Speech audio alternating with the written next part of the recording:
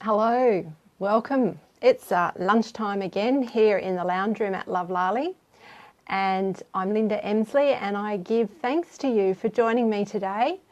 And I'm just, doing my usual trick of trying to get my computer lined up, my phone lined up. I have my fingers crossed that technology is working for me today, and we'll see how we go. I'm not inviting any particular guest in today, so no doubt Facebook will treat me much more kindly. So it's a bit of a scramble to get on board today. I just got an SOS call as I was about to push go. My youngest child going, Mummy, I don't feel well, please come and get me. So I had to do a few last minute scrambling around in the background to make sure that she got collected safe and sound from school, and no doubt she'll be home shortly. So I hope all is well with you. There has been a touch of flu going around my family, and I am coming out the other end of that recovery tunnel of having succumbed to the flu already. So, but I'm not here to talk about the flu today. What I actually wanted to talk about was something that I came across when I was, scrolling through Facebook. I wasn't in the news feed, by the way. I was actually looking into some of the groups that I'm connected with. I like to keep across a couple of groups to stay connected with what people are doing. And in this particular group, hey Susan Will, and thank you so much for jumping on board today. It is always an absolute pleasure to have you here in the lounge room at Love Lali. Anyway, as I was saying, this particular group I love to keep tabs on because they are people who are similar to me. We're healers, we're therapists, we're coaches, and this is a place where we get together and kind of support each other, where we pop in daily tips, inspiration, etc., etc. And on this particular day that I was looking into this group, someone had posted about their daily journaling practice and how much it meant to him and the benefit that he received from having this daily practice. Now, journaling is something that I have done sporadically over time. It is something that has certainly got me through some dark and stormy places, and it's something that I recommend to my clients also to help weave your way through some of those thorny patches and find out what those glimmering bits of gold in the darkness are for you. And certainly it is a very powerful tool for that. But having said that, journaling is something that you can do as a daily practice, and it is something that I would like to include in my daily practice. So I'm making a much more committed effort, and I've set the intent that every day I will journal at least 2 to 3 pages on whatever is topical for me that day. And often it is just getting myself in the right headspace to be healing or to be moving forward with my business or whatever the case may be. But the interesting thing was there was a really good video link, and I recommend you, if you have 20 minutes to spare, to pop along and have a look at the video link on YouTube by Robin Sharma. And it's called, I've got it written down here, it is called 7 Key Reasons to Journal. And I just love this man's passion, his clarity, and the 7 key reasons that he puts forward really clicked for me and made me change my mind about my own journaling practice. So this is kind of a roundabout way to get to where I want to be talking today. The thing that really stood out for me was when I was listening to his video, or even watching it, he uttered the phrase hedonic adaptation. So if you wanted to look at the linguistic side of that, obviously hedon or hedonistic is talking about the, the really, I can't even think of the words to explain it, but, that ultra party lifestyle, that really happy-go-lucky, carefree, money is no object, the world is your oyster, you're a hedonist, you're there for purely personal pleasure, that sort of thing, that idea of nothing else really matters so long as I've got personal gratification, that's all good. So he said this phrase, hedonic adaptation, and that immediately set up some little ripples for me. And it's a term that psychologists often use about the way humans seem to be set to keep themselves in a state of not quite happy, not absolutely miserable, but not quite happy either. And they coined this phrase, hedonic adaptation. So Wikipedia actually defines that as the observed tendency of humans to quickly return to a relatively stable level of happiness despite major positive or negative events or life changes. And I thought this was really interesting because it ties really neatly into the work that I do as a financial fitness coach, because you often see this showing up particularly clearly in your personal finances. It's kind of like as you step through those changes in your life where you've gone through career progression and you've increased your salary limit, all of a sudden you've noticed that I'm earning $10,000 a year more than I was earning when I first started work. But I've now got less money to spare than when I did when I first started working. So whatever's going on there, as we slowly increase our income increments, our outgoings seem to match that. They seem to climb up to match that. Nowadays, with my financial fitness coaching hat on, I know some really cool tips and strategies that will ensure that when those little salary increases come in or that income increase appears in your bank, there are ways to safeguard that and actually make really powerful use of that rather than having it just absorbed by your overall lifestyle expenditure thing that you've got going on. Once you get back into control of your finances, making better use of those little salary increments over the time becomes very powerful as a way to get you on the path to freedom. But I digress. That's not really what I wanted to talk about. Today I wanted to talk about this idea of hedonic adaptation and what does that actually mean in relation to our state of mind, our state of being. What is it that we're trying to do? Because you often hear that money myth, that money can't buy you happiness. And that's, I believe, is true. Money can certainly give you freedom. It can give you choice. It can give you material comfort. There are a lot of things that you can do with money that improve the way you physically feel and mentally feel. Certainly having more money will reduce your financial stress load significantly, and that is often a thing that really impacts on people's levels of happiness. So today I wanted to have a look at that idea of that hedonic adaptation where we seem to reach a certain level of living, of lifestyle, of happiness, of achievement, of fulfillment, and then all of a sudden where our internal barometer has reset and that's no longer ticking that happiness box for us quite so much. And we start to feel dissatisfied, we start to feel pressure, we start to feel stress and start to get into that cycle of I've got to start striving again, striving. I've never quite got there, even though I've just had a beautiful salary increase. I'm still not satisfied. I'm still not okay. It's not all right for me to just coast now. We might have a few months of that. It's okay for me to coast feeling, but then that kind of dissipates. So I wanted to explore that idea a bit more because, you know, the finance side of things can't necessarily buy you happiness, but conversely, if you're not in a state of happiness, does it really matter how much money you've got?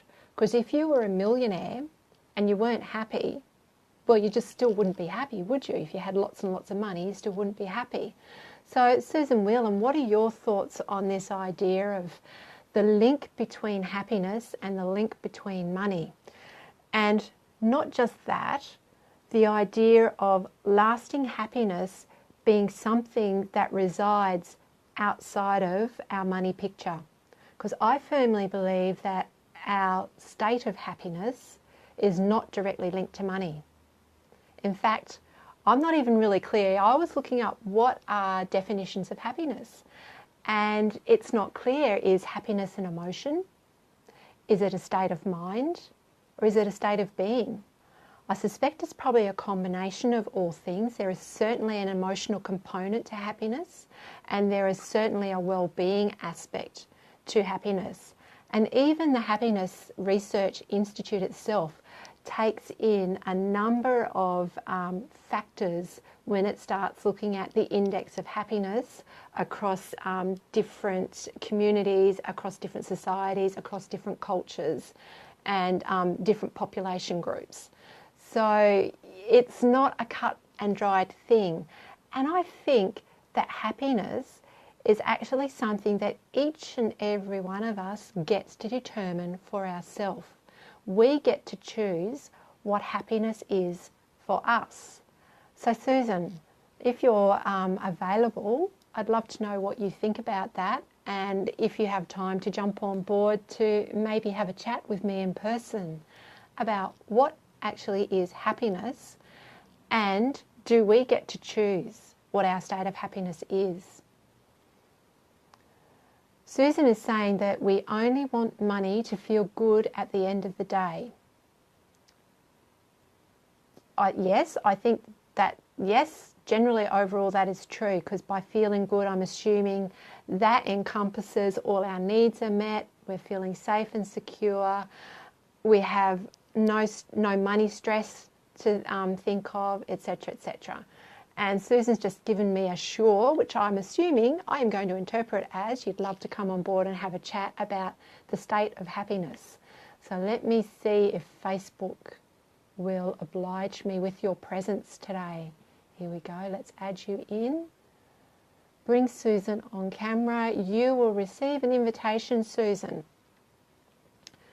in as we speak, and I'm sure that you will join me very shortly. I'm just listening to my voice, it's getting a bit hoarse. I think I need a drink of water. So if you're just joining in the Lounge Room chat today, you've joined Linda Emsley from Love Lali. I have Susan Whelan, my financial fitness coaching buddy, hopefully receiving an invitation to join me. Today I wanted to talk about what is happiness.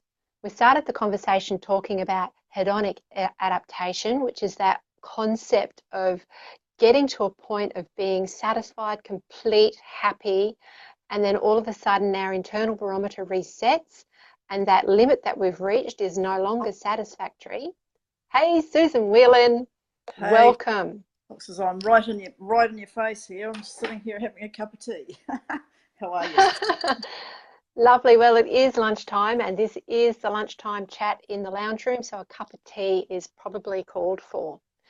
So the idea I wanted to explore today, Susan, was that idea of the hedonic adaptation, which is that internal barometer that resets when we get to a certain level of happiness, satisfaction, completeness in our life. Our internal barometer seems to reset and we get to a point where, oh, that's not quite doing it for me anymore, and we reset that internal barometer. I see Pete Stedman is watching. Hello, Pete. I hope you have time to join us today. Hello, Jane Powell. Thank you very much for joining in. It's wonderful to have you here. So yeah, that idea about our internal barometer resetting. Hello, Kerry. Welcome. Thank you very much for joining in. So my question to you, Susan, is our internal state of happiness. It's not clear whether that's an emotion or whether it's a state of mind or a state of being. And I kind of think it's probably a combination of all three, and that we actually get a choice about happiness that sits isolated to money and external events. We get to choose a state of happiness, and we can either operate in that state or we can fall out of that state into whatever the stresses around us are dictating. What are your thoughts on that? Well, Hey, Pete. happiness is like a state of being. You know, it's like in the emotional realm. I've got a really great book on emotions by Carly McLaren, I think her name is, and it's classed as an emotion, but it's more a state of being. And the thing is with people is we search for happiness. It's like we search everywhere, and it's like, are you happy? You know, it's like people ask, how are you feeling? Are you happy? You know, and it's like you've got to be happy. So what it can be is it actually can be a state that drives people. You know, it's quite a dangerous state to keep on going after, because you cannot be all of one thing. You know, it's like Mm-hmm. the emotions and the states of our being are never fixed.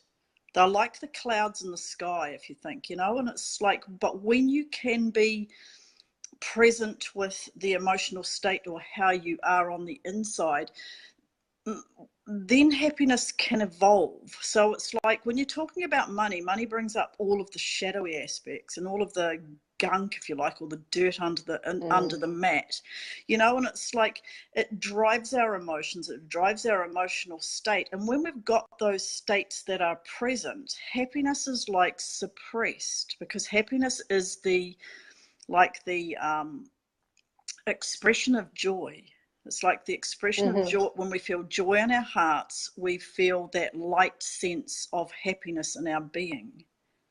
Mm. So when it And I comes think to that money, yeah, I think that the well-being aspects also tie neatly in there. It's not just the emotional component, but it's also the physiological well-being, but also the mental, absolutely. emotional feeling of well-being. And I love the idea that you bring up there about the need to have the flow and the balance, because without the dark, you can't have the light. So Exactly. a constant eternal state of happiness would actually be quite unhealthy. Mm-hmm. But I also wanted to get back to the idea that happiness as a state that we can achieve is actually an internal choice as opposed to something that will be brought about by external factors. Absolutely. Because I mean, when you think about it, it's like nothing rules our emotions apart from us, you know. And when we give the power to money or to objects, to material, or to another person, then we have given our power away. So when you hear somebody Mm, say, you know, you make me so angry, or, you know, it's like you drive me nuts or something like that, it is actually impossible unless you've given that power away. So when you own mm, all of your own emotions, you stand in your own place of power. And you get to absolutely. choose. You get to choose then, because it's like money. It's like money. We choose where we want our money to go when we are looking after our money. We also choose what kind of state that we want to be in, and we can make adjustments Mm, to our state if it's not such a healthy one. So joy can be present a lot of the time as you work through the areas that are cloudy, if you like, or the emotional states that aren't so healthy. Does that make yeah. sense? Yeah. Yes, it certainly does. And I'm just noticing Kerry is commenting that children are happy. She watches her grandchildren and notices that happiness there.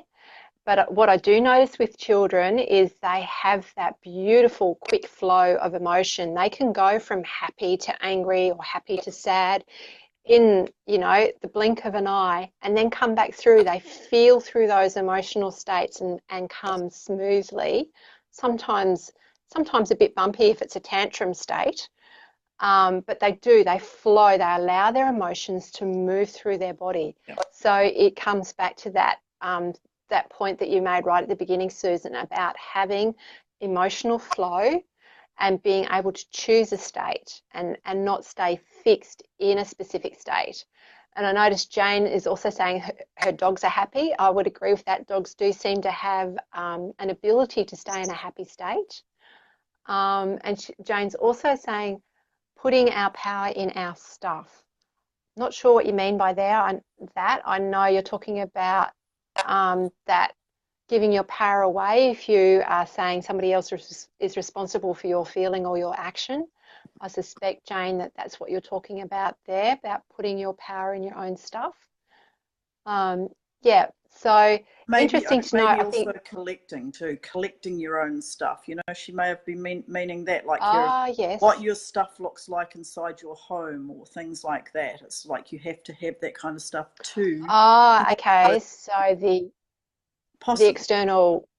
external material Yeah. appearances of if I've got lots of stuff, I must be happy, or slash successful, or fill in your own blank kind Yeah. of thing there. Interesting concept, yeah. So so basically I wanted to have a bit of a conversation today about what exactly happiness is and what you can do about happiness. And Jane is saying yes, meaning attachment to things. Yeah, thanks, Jane. Yeah. So yeah, that's the we could get very zen here about having detachment and owning all our own emotions and our power, being in your own power and being in choice. So I did have something else I wanted to add. Just hang on 2 ticks while I check That's also, can I just add my something there? notes. That's Yes, please that's do. the worthy and deservingness coming up too. You know, it's like underneath the need to be seen a certain way or to gather more things. You know, it's a lot of the time because we don't feel enough underneath, and we gather the best furniture, the best car, the best house, the best clothes, and things like that. Is because that's filling a need of not actually seeing your own worth. And when you're doing that, Mm, happiness is squashed anyway, because it's there it's there momentarily if you get a new outfit or something like that, but the next day it's back to what you were. So it's a self-worth issue. yeah, absolutely. I see Marianne has joined us. Welcome, Marianne. Thank you for making time today to join in the chat. So, Susan, what you're saying really gets back to that initial premise of happiness being something that is an internal choice, Mm-hmm. that when we wake up in the morning, we can actually make a deliberate choice about what our state of mind, our state of being is for that day. And it's a valid choice to wake up and feel miserable. For instance, I woke up on Monday morning feeling miserable, A, because I felt like crap. I had the flu. And as a result, my emotional state was pretty low. So I just went with that. Mm-hmm. And that's a perfectly valid choice, because feeling what you're feeling is a necessary part of healing. Oh my goodness, all this alliteration. So, and Jane is saying, yes, the perpetual need of not enoughness. Yeah, oops. Oh my goodness, I'm going to be detached from my phone in a minute if I pull my headphones out. So, yeah, Jane, absolutely. The perpetual need of not enoughness. Yeah. That's quite profound, and I think that is fairly deeply entrenched in the human psyche.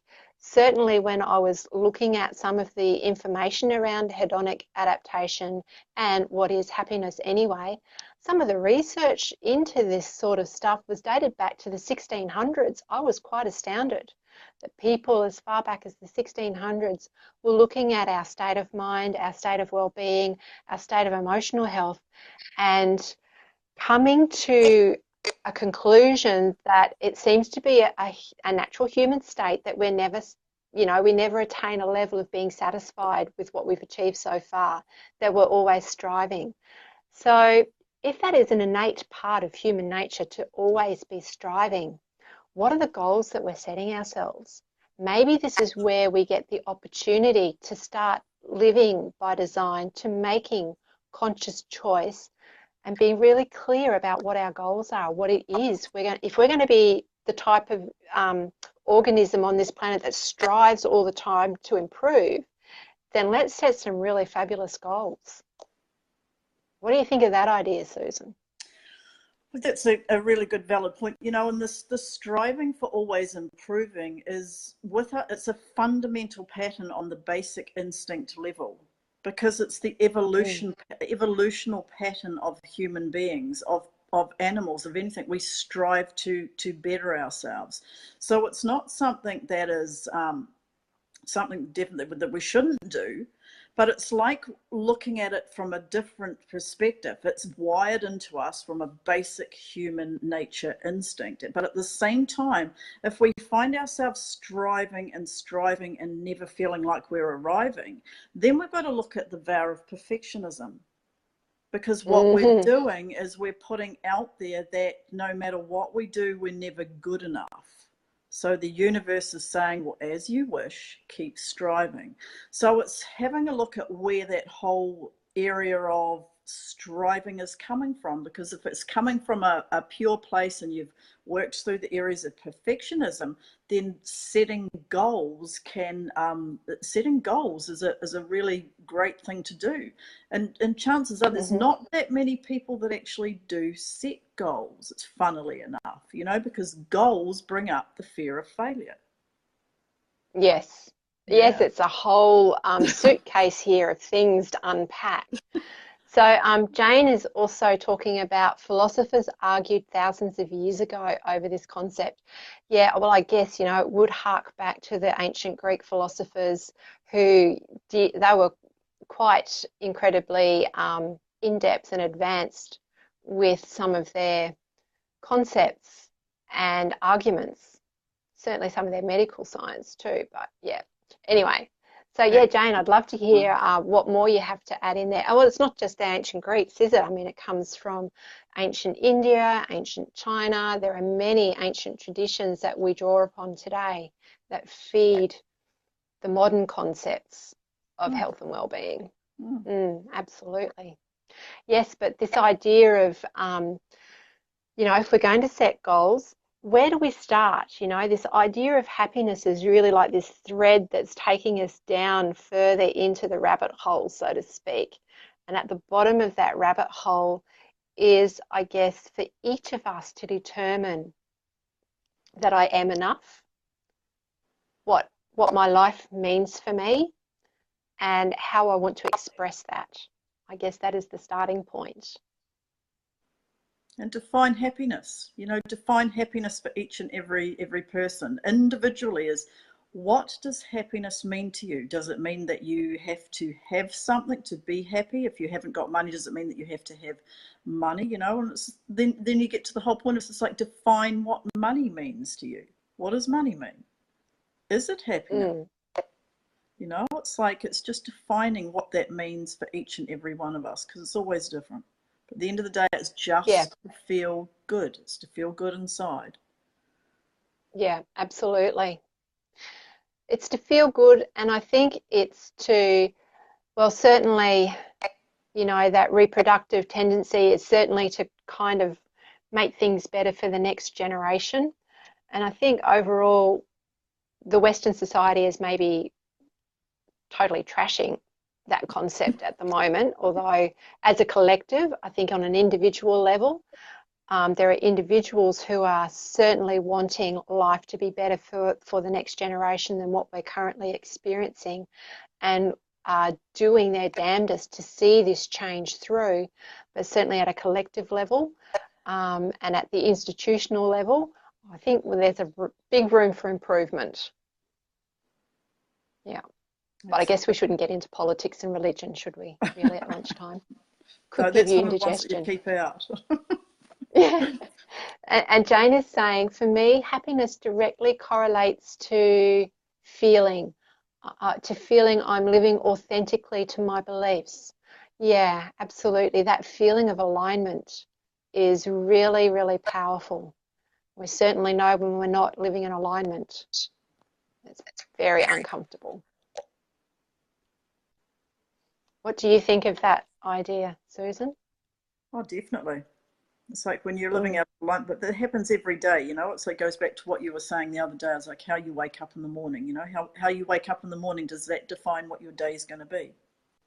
And it's like making that choice of how you want to feel. I know for me, if I wake up in the morning, and sometimes you can wake up feeling kind of angry or agitated or something like that. So I know then that something is out of alignment. So I take it into my practice and I make the adjustment.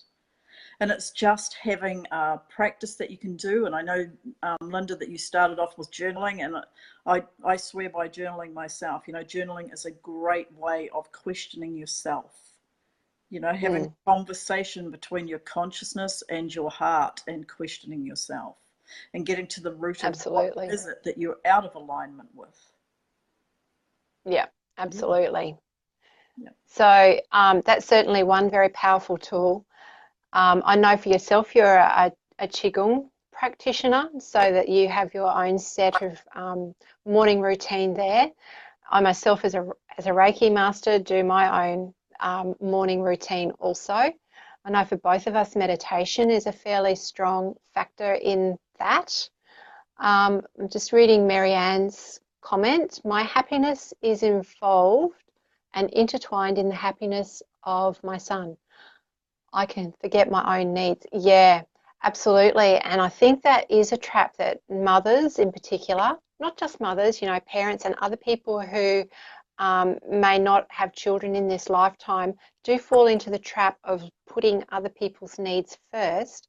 And I think that that comes down to the fact that there's that deep inner sense of lack, that deep inner sense of not worthy. Mm-hmm. Somebody else is better than me. I need to look after them first because they're far more important than I am. Mm-hmm. So yeah, that's an interesting thing for you to explore, Marianne. And Jane is saying, so easy to put ourselves last. Yeah, it is. It's very easy. So that's a pattern to change, because when we actually take care of self first, we have so much more to offer other people. We have so much more reserve and resilience to bring to the world. So self-care is paramount and number one. Yeah. Especially when you, because it is tied to self-worth, when you see in your like your happiness is tied up in your children and how your children are, and or your partner and things like that. It's like it's been an ingrained pattern, and normally you've learnt that from your own mother, and it's following that back, and just seeing how and what your parents were like around that. Was it all about the children, things like that? And then catch yourself out. It's like catching yourself out when you go to think of someone else, because when you think of it in a different way, is your son or your daughter is here watching you. They're learning everything from you. They're soaking it into their very beings, and they are going to model their life after what they're seeing in you. So you be the strong foundation. You be the shoulders that they get to launch on, and they get to be the best possible version of themselves. That's what you show them. So you being the best possible version of yourself and growing that aspect and catching yourself out is going to help them out so much more. Absolutely. I can't remember where I heard the quote, but certainly it was something that it's been floating around in my life for a long time, that, mum's always the one that eats the burnt chop. Yeah. So, that kind of encapsulates that whole idea of mum slaved over the stove to cook dinner for everybody else, and she gets the burnt remains because she's made sure everybody else's nourishment needs are met and fulfilled properly first. Yeah. And Where at the end of the day, yeah, and it all comes back to that idea of I'm not enough, that the other people are much more important. So I guess in rounding off this lunchtime chat about exploring the concept of happiness, hey, I see My Time TV has joined us, and I am going to assume that it's Adair Palmer hiding behind the My TV screen. We're doing really well, thanks, Adair. I'm hoping that's you. We're talking about the state of happiness and whether that's an internal state or an external state, and what are some of the things that tie into choosing to be happy, and whether it's actually healthy to be striving to be in happiness 100% of the time. So it's been quite an interesting and in-depth lunchtime chat today. It's taken us a little bit down the rabbit hole. We have ended up talking about self-awareness, self-esteem, self-respect, self-worth, all of the self issues that come up with the idea of lack and not enough. I'm just having a drink. Oh, Mary Ann is saying, who gets the burnt chop then? Maybe the dog. Maybe your dog could have the burnt chop. Or maybe we get to a point where our culinary skills are so fantastic that we don't actually burn the chops anymore. Jane's saying, yeah, the dog's lol. Yes, poor old dog. Love my dog to death. He's actually lying here on the floor with me at the moment, keeping me company. And I don't think he's ever turned a nose up at a burnt chop.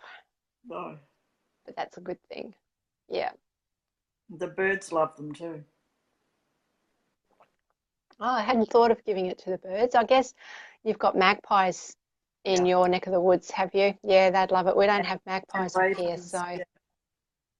yeah, I've seen a few crows. Maybe if I could entice the crows down. Yeah. Yeah. So, Marianne, you're saying miracle. Oh, miracle to not burn the chop. Maybe. Maybe that's where we empower our children to become gourmet chefs. And if they want to eat, the best bit first, that's quite okay, so long as they do the washing up as well. Um, Welcome, Abby. It's lovely to see you joining in. We've just about reached the end of the allocated time for Lounge Room Chat today. I'm so very grateful for those of you who've popped in and joined me for lunch today. Particularly grateful to you, Susan Whelan, for joining me and chatting about your thoughts on the state of happiness and where that comes from. Thanks for If inviting me, you've love. only just tuned in, oh, that's my pleasure. If you've just tuned in, please take time to watch the replay. If you have questions that have come up and haven't had a chance to ask them, pop them in the comments and I'll come back through and answer them as best I can. If you're interested in having a look at that Robin Sharma link about journaling, I'll pop the link either in the description above or in the comments below so you can pop along and have a look at his 7 key reasons for journaling if that's something that you're interested in incorporating into your daily practice, whether it's a morning routine or an afternoon or an evening, whatever works for you. So Susan, thank you. I'm actually going to drop you out now and Thanks, I'll Linda. catch up with you later. So thank you very much. Thank you everybody for joining me today in the lounge room. I'm Linda Emsley from Love Lily. It's been an absolute pleasure to talk about happiness, and I think this is something we could probably explore again a little more deeply. So here's me wishing you an afternoon of choice where you get to choose what your state of being is, where you get to choose how you use your energy this afternoon. Jane, it's a pleasure. Thank you so much for joining us today. And I'm Linda Emsley from Love Lily. I look forward to chatting with you next week in the lounge room. Take care till then. Bye.